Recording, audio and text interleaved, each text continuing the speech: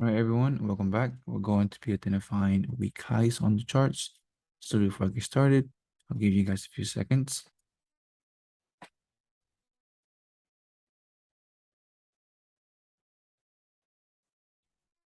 All right, let's get started.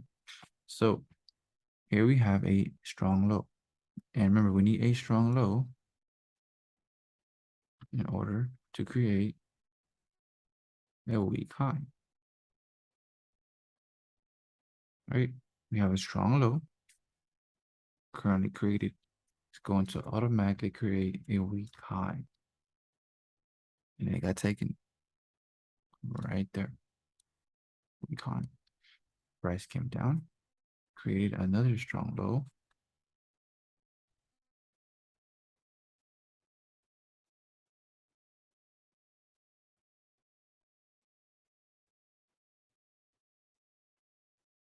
Which creates a weak high right there, right?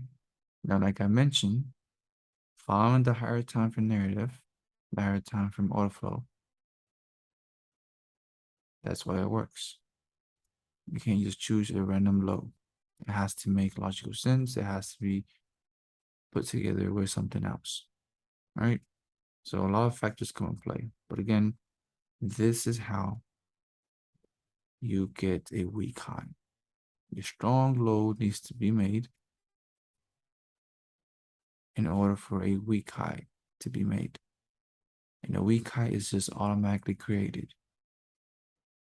All right. That's it for now. On to the next one.